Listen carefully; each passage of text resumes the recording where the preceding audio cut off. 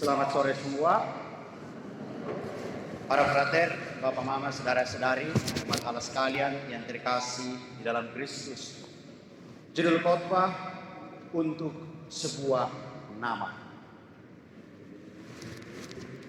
Pada hari Minggu biasa yang ke-14 pada hari ini, ketika kita mendengar kisah panjang tentang perutusan ke-70 murid untuk mendahului Yesus ke tempat dan kota-kota yang akan dikunjunginya, dan ditutup dengan kisah tentang kesuksesan mereka ketika setan-setan pun takluk kepada mereka di dalam nama Yesus.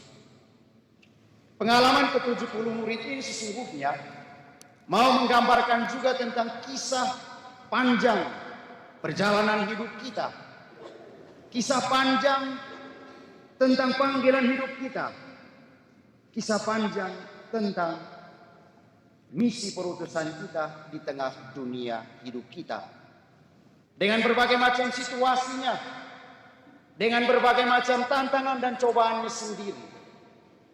Tetapi Tuhan hanya mau mengingatkan kepada kita di dalam satu hal, bahwa segala sesuatu yang kita upayakan demi kesuksesan dan kegembiraan hidup kita, demi sesuatu yang pada akhirnya menjadi tujuan terakhir hidup kita, tidak lain hanya untuk sebuah nama, yaitu nama Tuhan kita Yesus Kristus dan kemuliaannya. Maka kisah kesuksesan para murid setelah kembali dari misi perutusannya sesungguhnya mau mengingatkan kepada kita supaya kita juga masuk dalam medan pertempuran rohani kita di dalam namanya. Supaya kita tahu bahwa segala bentuk keberhasilan, kesuksesan kita hanya diperuntukkan untuk kemuliaan nama Tuhan. Tetapi seringkali dalam kemanusiaan kita masih mengupayakan sesuatu hanya demi kemuliaan dan kebesaran diri kita, demi kemuliaan dan kebesaran kelompok-kelompok kita, dan bahkan kita lupa pada level yang paling rendah, orang-orang yang pernah berada bersama dengan kita, orang-orang yang pernah menuntun kita berjalan bersama dengan kita untuk sampai pada level hidup yang paling tinggi. Ya. Misalnya, selama kuliah, orang tua pontang-panting setengah mati. Sampai wisuda, buat pesta besar-besaran. Misa akbar, banyak pastor yang datang. Tetapi setelah pesta, dia upload foto pacarnya. Ya. Baru tulis caption demikian, "Terima kasih karena telah menemani aku dari awal sampai akhir." Dia lupa bahwa ada orang tua yang setiap hari menangis berdoa supaya dia sukses. Dia lupa bahwa ada Tuhan yang selalu membimbing dan menuntun dia. Tetapi sampai pada akhirnya hanya pacarnya yang jadi nomor satu. Bab tuaju dengan bangga. Setelah dia baca itu, besoknya ke tukang tato buat tato. Tulis singkatan dong 20 nama. Habis itu tulis nama panjang Maitua dengan gelarnya. Padahal waktu tidak sekolah. Beberapa waktu kemudian mereka putus. Dan akhirnya seperti apa kata orang. Berawal dari teman, kemudian jadi nyaman. Berakhir jadi kenangan, dan akhirnya jadi mantan. Yang diinginkan Tuhan bagi diri kita bukan tentang tempat di mana yang paling indah, tetapi dengan siapa. Karena apa? Ketika para murid diutus, ke-70 murid itu diutus, mereka pergi berdua-dua, Tuhan tidak menyertai. Tetapi sekembalinya mereka menyampaikan segala sesuatu dengan kisah cerita yang begitu menarik di balik kesuksesan mereka. Tuhan pun menyampaikan kepada mereka, "Aku pun melihat bahwa iblis jatuh dari langit seperti kilat dan guntur." Itu artinya mereka pergi Tuhan tinggal, tetapi mata Tuhan tidak tertutup.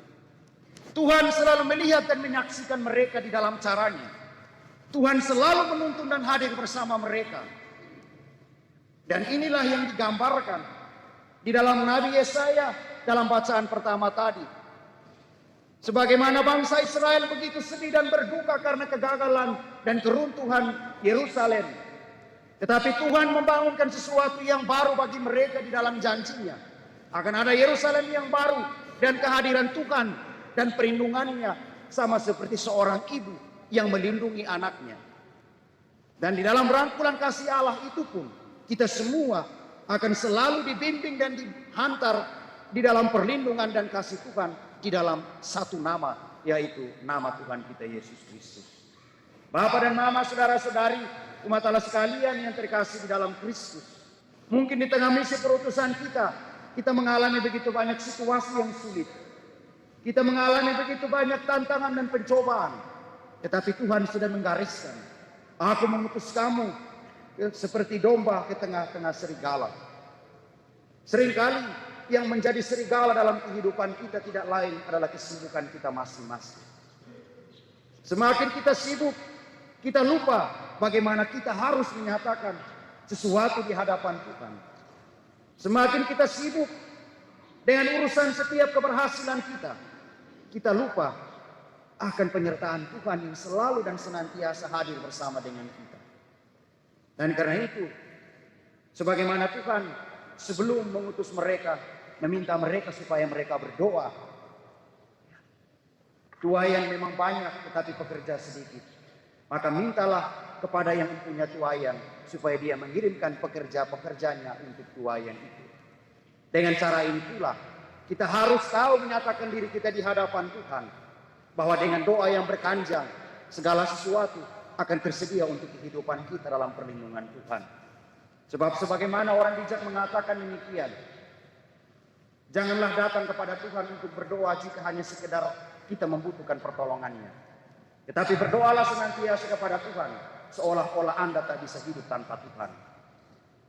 Biarkanlah dalam keadaan apapun, kita dibimbing di dalam naungan kasih Tuhan, supaya kita tahu bahwa segala yang kita peroleh di balik setiap usaha dan perjuangan kita, pada puncak keberhasilan kita, pada level hidup yang tertinggi, segala sesuatu itu kita terima dari Tuhan dan menjadi bagian terpenting untuk kehidupan kita. Dan akhirnya, saya ingin mengatakan demikian. Jika kita menginginkan hidup yang mudah, maka bersiap sedialah untuk selalu menjalani pilihan-pilihan hidup yang sulit. Jika kita menginginkan hidup yang sulit, maka siap sedialah juga untuk menjalani pilihan-pilihan yang mudah. Yang sulit dan yang mudah ada pada diri kita. Tetapi bagaimana kita menempatkan diri kita pada level bersama dengan Tuhan, disitulah sesungguhnya kita mampu menjalani segala sesuatu dengan baik, karena Tuhan selalu menyertai kita. Belajarlah seperti Rasul Paulus di dalam anugerah pertobatannya. Tidak ada sesuatu yang diagungkan di balik salib Kristus. Karena salib Kristus, dia telah disalibkan bagi dunia, dan dunia telah disalibkan bagi dia. Demikian pun kita, dalam setiap bentuk perjuangan kita, janganlah berjuang untuk kemuliaan namamu, tetapi berjuanglah untuk sebuah nama yang akan senantiasa menyertaimu. Karena di dalam nama itulah kita pun akan terdaftar sebagai bagian dari milik kepunyaannya dalam surga abadi. Semoga Tuhan memberkati kita.